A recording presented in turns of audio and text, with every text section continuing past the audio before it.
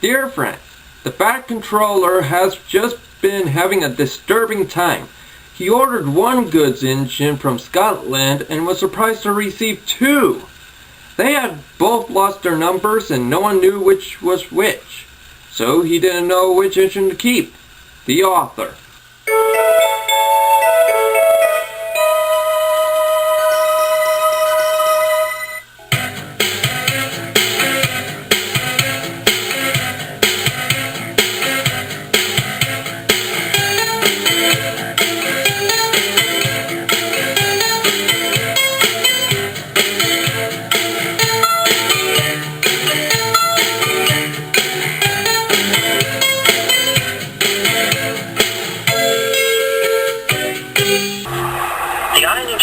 Has been very busy with passengers over the years. More and more of them has been riding on Sir Topham Hatt's railway. It can be exciting for express engines, but it can be very tiring as well. Even the docks has been very busy as well. More ships has been carrying a lot of cargo. It didn't take long for the engines to start a debate about the busy railway. Sir Topham Hatt noticed the issue. I went ahead to buy a new engine from Scotland to help him with the engines a little. But when a few days arrived, he got some news that he was not expecting at all. Did you just say two engines? Yes, sir. I did, sir. Well, send the other one back to Scotland. Sure thing, sir. But which one? What do you mean, which one? All engines have numbers. The one I bought is number 57646. True, but that's where the issue comes. What do you mean? Well, the two engines doesn't have any numbers, and they look exactly alike. Oh, well, that's just perfect. I better take a look at this myself. When he did go out to take a look at them, he was surprised to see a set of twin engines. They greeted him and told him why they don't have numbers. So, let me get this straight. You two have lost your numbers on your way here? Yes, sir, we did. They must have slipped out back at our old railway, and our old controller must have got both of us confused because of that. Are you sure it wasn't all on purpose? Sir, why would we do that? You don't think we would do all that on purpose, would you? I'm not really sure about this. But what I really want to know is which one of you two is 57646. Well, we don't even know. We call each other Donald and Douglas so much that we completely forgot our own numbers. Sir Topham Hatt wasn't sure on what to do with them at the moment. All he could think is to keep the two for a while and give them numbers. He turns it back to them. I might have to give you two numbers so I can tell which one of you is which. First of all, thank you very much for giving us numbers. And second of all, it would be impossible to talk to our drivers. Why would you say that? Because our drivers aren't even used to calling us by our real names. They are just used to our numbers. But now they won't tell which one of us is which. This is going to be more frustrating than I thought. Inspector, give these two engines numbers while I figure out on what to do. And Sir Topham Hatt went back to his office to have a nice cup of tea before he could continue thinking on what to do. Soon, the workmen came to paint the numbers on their tenders. The twins were really excited for it to happen. The workmen gave Donald a number 9 while Douglas was number 10. After the men had finished and walked away to leave them in the sidings, Donald thought of an idea. Have you noticed something, Dougie? Notice what, Donald? Well, we both have our new numbers, right? But the workmen did forget to add another thing on us. What do you mean? Haven't you noticed? They forgot to put our names on us. You mean we could just switch our tenders around? Just like that. Ain't I a genius or what? You definitely are one. But let's keep it to ourselves because here comes the inspector. The inspector arrived in duck, chopped up and introduced them to him. Not Simon, this is Duck. He'll show you around before you two start working. Yes, sir. Alright, you two, let's get started. The twins immediately started tackling goods trains and coaches really easy. Once the twins shunted trucks, they wouldn't try to play tricks on them. They loved doing their jobs. Boy, I sure like being here. So do I. I hope their Topham hat can keep the both of us. Me too. Me too. But let's not worry about that right now. We have some shunting to do.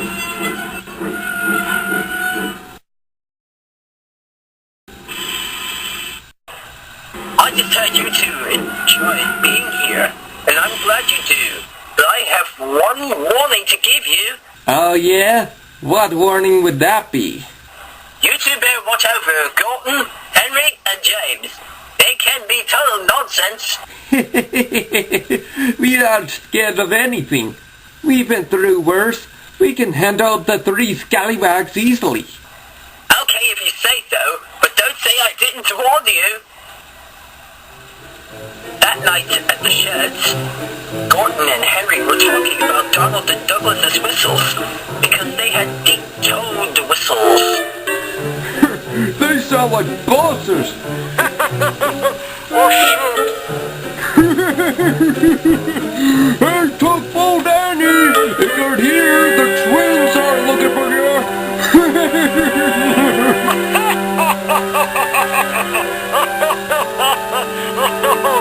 Oh, we crack ourselves up sometimes.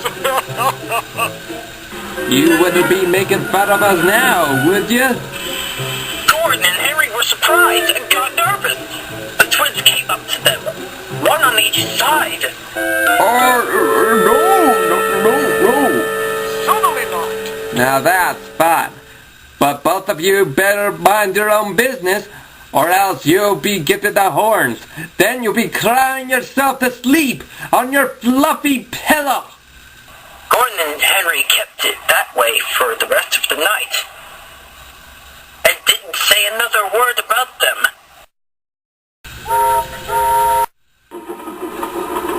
Every day around 3:30 in the afternoon, Gordon steams in with the express called the Wild Northwester. Gordon steams in with the express called the Wild Northwestern. It is full of people from England, Wales, or even Scotland itself. But there is a special coach where people can travel on Thomas's branch line. Whenever the coaches are being taken away empty-handed, the engines will have to remember to shuttle the special coach to the bay platform.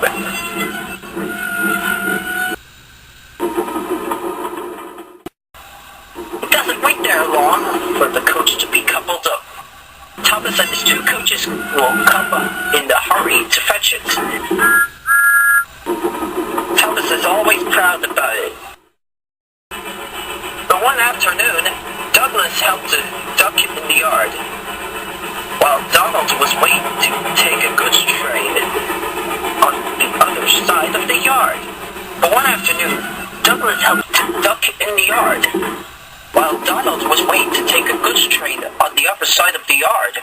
While Duck was busy arranging Donald's trucks, Douglas was taking away Gordon's coaches. He was enjoying himself when the horrible idea struck him. Oh dear. I hope Sir Top of Hat doesn't realize that I'm here, even though I'm not supposed to. Douglas was so worried about it that he forgot about Thomas's special coach. He shunted them with the other coaches and put it into a siding.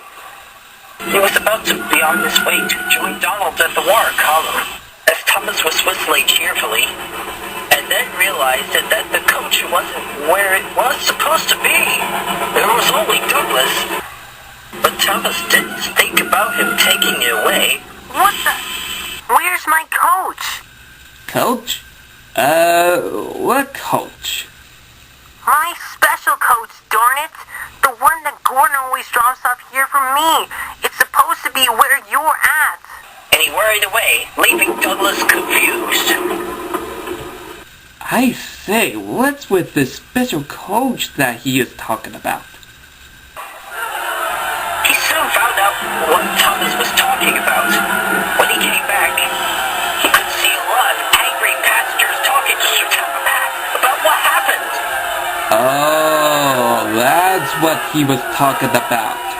Wait a minute, they're talking to Sir Topham Hatt. He'll be asking you about what happened. I got an idea, but we must do it quick. What's your idea? We'll switch your tender to Donald. He won't know that it's yours. Now quick, we better do it now. Minutes had passed, and Sir Topham Hatt walked up to Douglas. But Douglas was wearing his twin's tender, so he wouldn't know.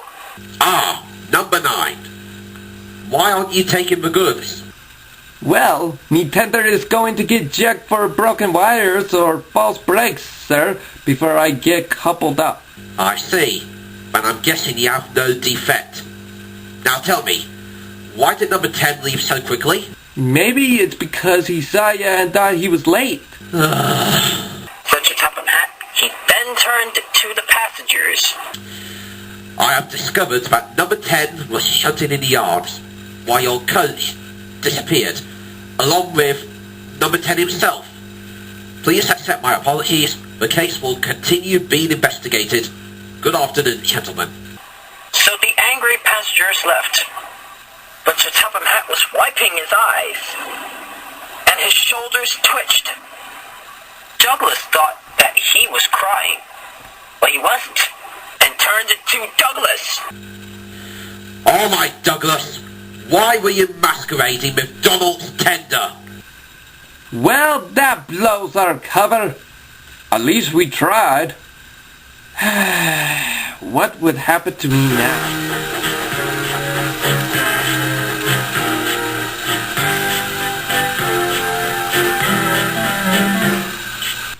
And Douglas are twins and had arrived from Scotland to help the Fat Controller, but only one engine had been expected. The twins meant well, but did cause confusion. The Fat Controller had given them numbers, Donald 9 and Douglas 10, but he was still planning to send one engine home.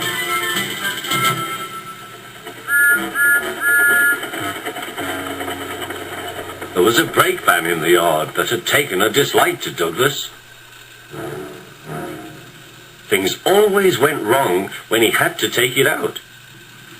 His trains were late and he was blamed. Douglas began to worry. Donald, his twin, was angry. "You're a muckle nuisance," said Donald. "It's to leave you behind I'd be wanting." "You can't," said the van. "I am essential." "Oh, Kaya," Donald burst out. "You're nothing but a screeching and a noise when all's said and done. Spike Dougie, would you? Take that!" Oh, cried the van. "There's more coming, should you misbehave." The van behaved better after that. Until one day, Donald had an accident. The rails were slippery. He couldn't stop in time.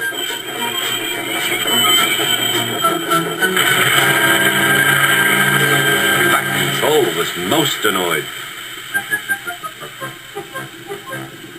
"I am disappointed, Donald. I did not expect such clumsiness from you. I had decided to send Douglas back and keep you." "I'm sorry, sir," said Donald. "I should think so too. You have upset my arrangements. Now James will have to help with the goods work, while you have your tender mended. James won't like that." The Fat Controller was right. James grumbled dreadfully.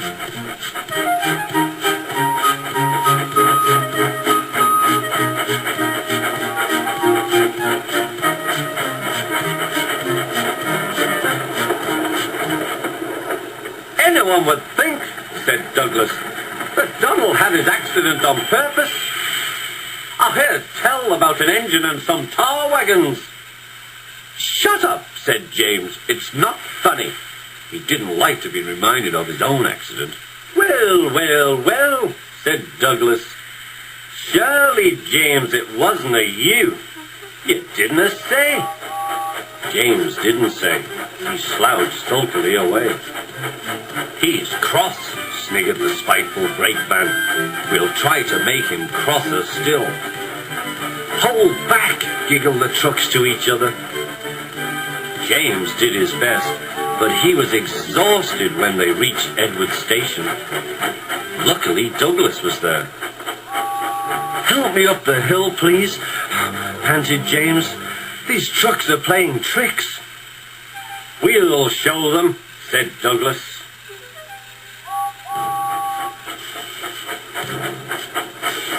Slowly but surely, the snorting engines forced the trucks up the hill. But James was losing steam. I can't do it! I can't do it! Lay it to me! Shouted Douglas. God was anxious. Go steady! The van's breaking!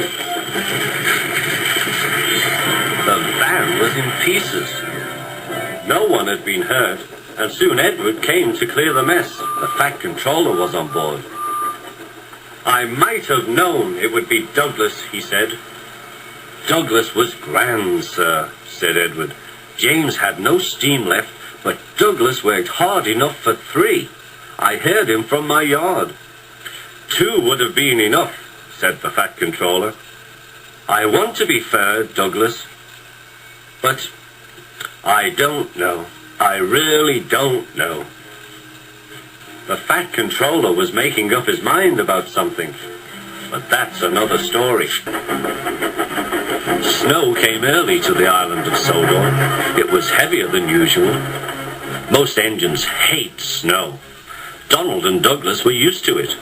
Coupled back to back, with the van between their tenders and the snowplow on their fronts, they set to work. They puffed backwards and forwards, patrolling the line.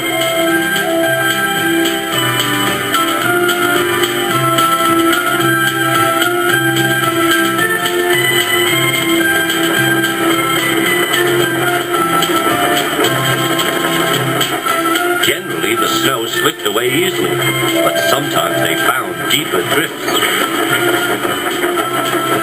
Presently, they came to a drift which was larger than most. They charged it, and were just backing for another try when... Lush sakes, Donald! It's Henry! Dinna fess yourself, Henry! Wait a while! We'll have you out! Henry was very grateful. He saw all was not well. The twins were glum. They told him that the Fat Controller was returning soon. He'll send us back for sure. It's a shame, said Percy.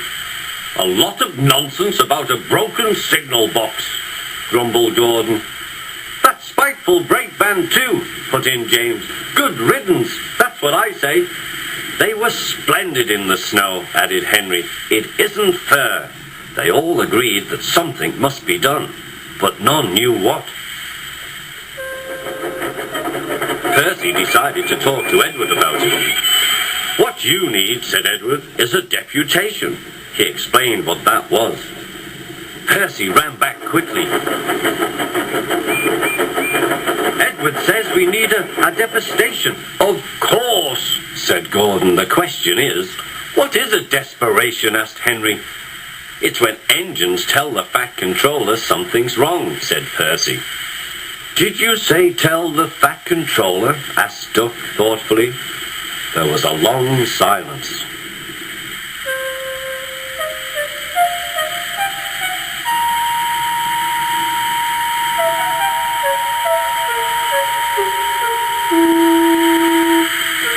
I propose, said Gordon, that Percy be our, disputation. Hi, squeaked Percy. I can't. Rubbish, Percy, said Henry. It's easy. That's settled then, said Gordon. Poor Percy wished it wasn't. Hello, Percy. It's nice to be back. Percy jumped. Yes, sir. Please, sir. You look nervous, Percy. What's the matter? Please, sir, they've made me a desperation, sir. To speak to you, sir. I don't like it, sir. The Fat Controller pondered. Do you mean a deputation, Percy? Yes, sir, please, sir. It's Donald and Douglas, sir. They say, sir, that if you send them away, sir, they'll be turned into scrap, sir. That would be dreadful, sir. Please, sir, don't send them away. Thank you, Percy. That will do. Later, the Fat Controller spoke to the engines. I had a deputation. I understand your feelings, but I do not approve of interference. He paused impressively. Donald and Douglas, I hear that your work in the snow was good. You shall have a new coat of paint. The twins were surprised. Thank you, sir. But your names will be painted on you. We'll have no more mistakes. Thank you, sir. Does this mean that the both of us... The Fat Controller smiled. It means that the rest of his speech was drowned in a delighted chorus of cheers and whistles. The twins were here to stay.